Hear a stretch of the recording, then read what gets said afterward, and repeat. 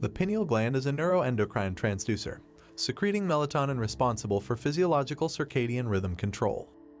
A new form of biomineralization has been studied in the human pineal gland and consists of small crystals that are less than 20 microns in length. These crystals are responsible for electromechanical, biological transduction mechanism in the pineal gland due to the structure and piezoelectric properties. That's a lot of words to digest, but let's break it down into two meaningful points. The key words here are piezoelectric properties and transducer. The piezoelectric effect occurs when you apply pressure to certain materials and that mechanical stress is changed into an electrical charge. To put it in simple terms, the pineal gland contains calcite crystals made of calcium, carbon, and oxygen, and because of their structure, they express this effect. Like an antenna, the pineal gland has the capacity to become electrically activated and generate electromagnetic fields that can tune into information. That's point number one. In addition, in the same way an antenna pulsates a rhythm or frequency to match the frequency of an incoming signal, the pineal gland receives information carried on invisible electromagnetic fields. Since all frequency carries information, once the antenna connects to the exact signal of the electromagnetic field, there must be a way to convert and descramble that signal into a meaningful message. That's exactly what a transducer does, and that's the second point. A transducer is anything that receives a signal in the form of one type of energy and converts it into a signal in another form. Take a moment to look around you. The space you are sitting in is filled with TV, radio, and Wi-Fi waves that are all different frequency ranges of invisible electromagnetic energy. You can't see any of them with your eyes, but they're still there. For example, the antenna that picks up a range of frequencies carrying a signal to your TV is transduced into a picture on your TV screen. When you tune into an FM station, you are tuning your antenna to a specific electromagnetic frequency.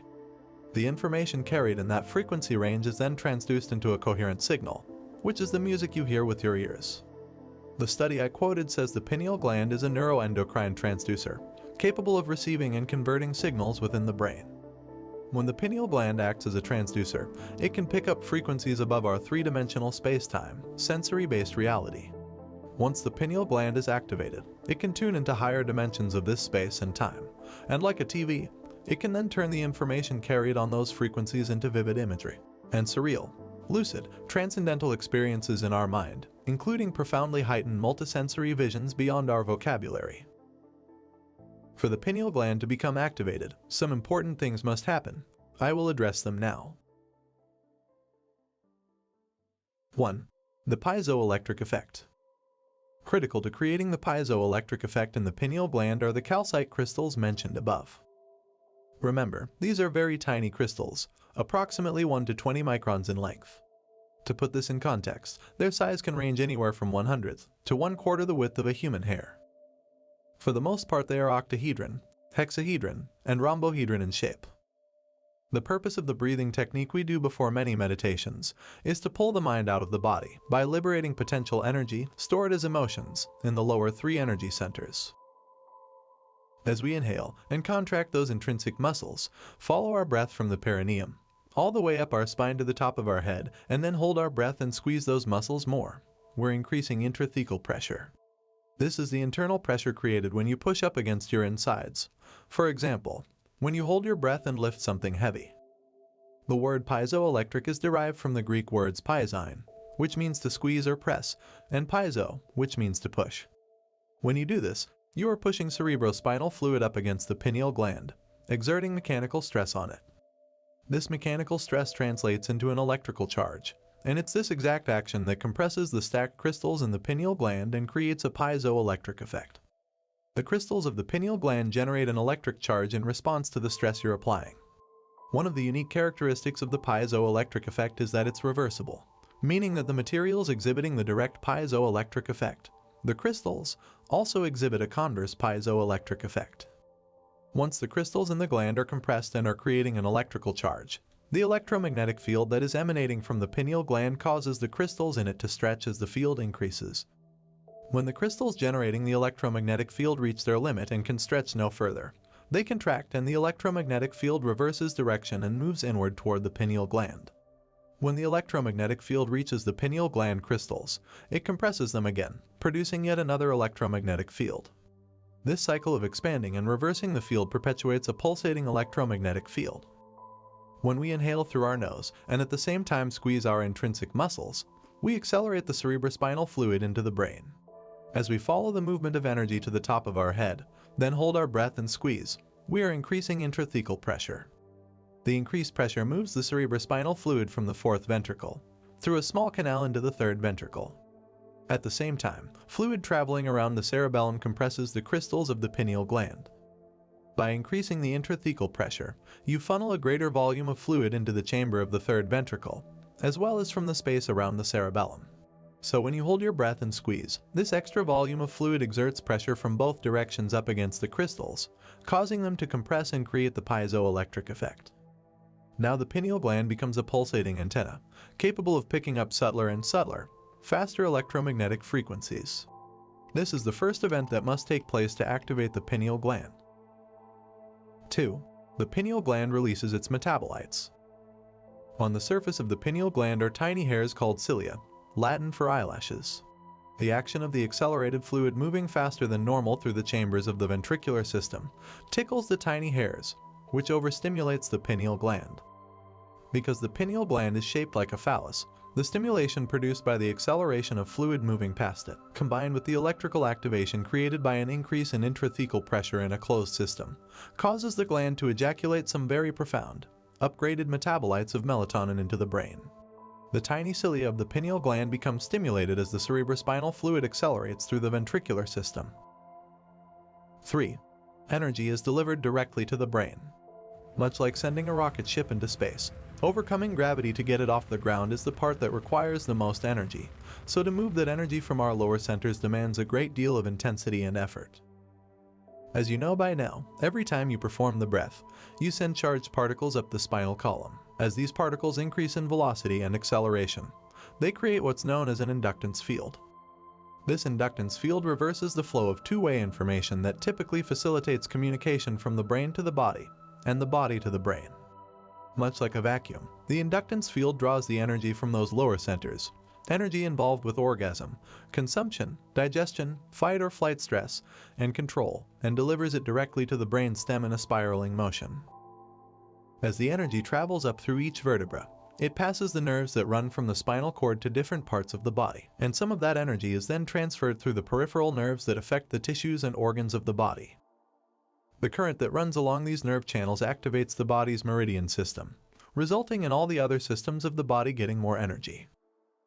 As energy is released from the body to the brain, it passes by each spinal nerve, exiting between each vertebra. The excitation of this system further switches on the peripheral nerves, which then transfer more energy to different tissues and organs in the body. As a result, more energy is delivered throughout the body. Once the energy reaches the brainstem, it must pass through the reticular formation. It's the job of the reticular formation to constantly edit information going from the brain to the body, as well as from the body to the brain. This formation is part of a system called the reticular activating system, which is responsible for levels of wakefulness. For instance, when you wake up from a deep sleep because you hear a sound in your house, it's the RAS that alerts you and arouses you. That's its rudimentary function. However, as the sympathetic nervous system is activated and merges with the parasympathetic nervous system, instead of depleting the body's stored energy, it releases that energy back to the brain. Once this energy reaches the brainstem, the thalamic gate opens like a door and energy moves through the reticular formation to the thalamus, where it relays information to the neocortex.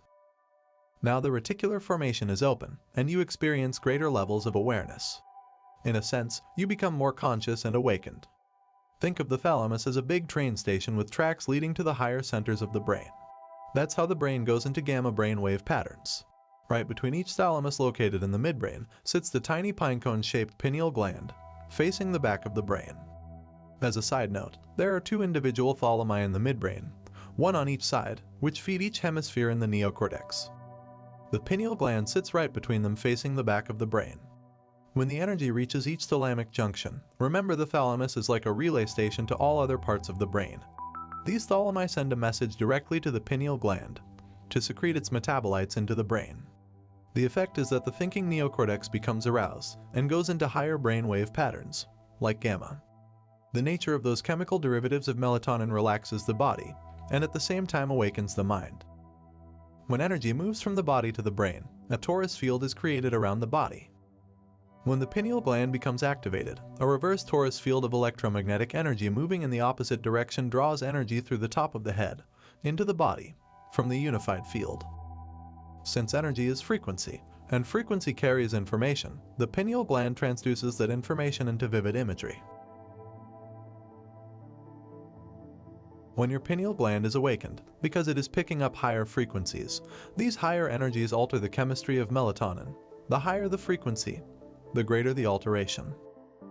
It's this translation of information into chemistry that primes you for those transcendental, mystical moments.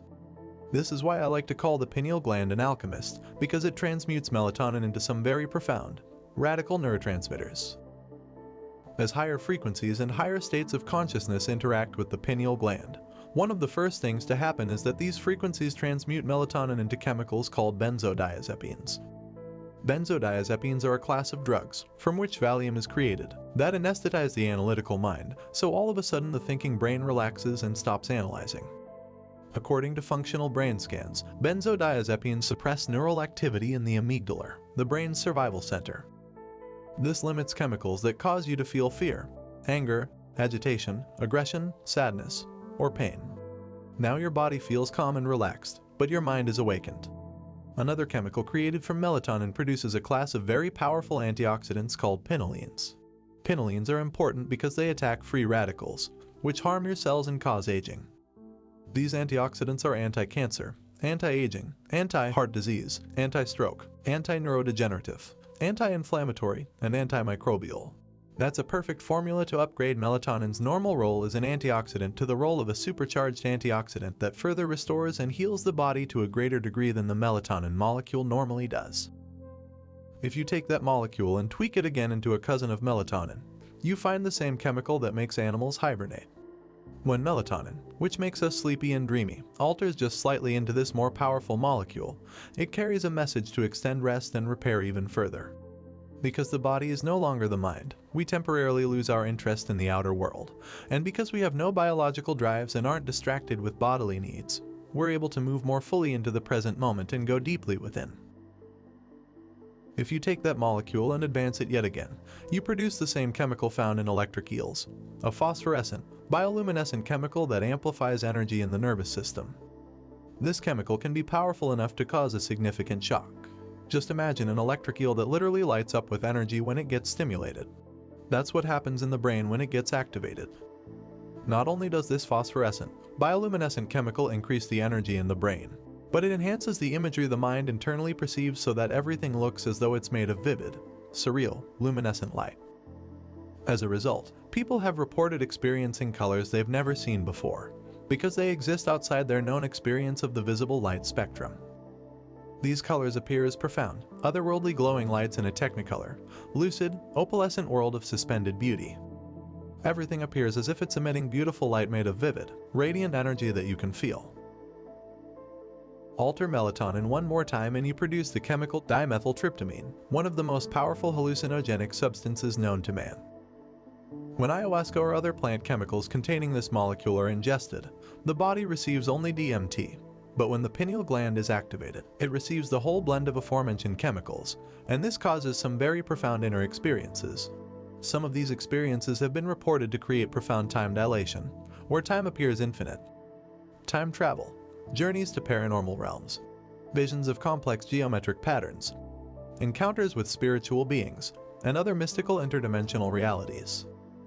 Now, because the pineal gland is activated, we can pick up higher frequencies, which in turn produces a change in chemistry. The higher the frequency we pick up, the more it alters our chemistry, which means the more visual, hallucinogenic, and higher energy experiences we have. The crystals in our pineal gland, acting like a cosmic antenna, are the doorway to these higher vibrational realms of light and information.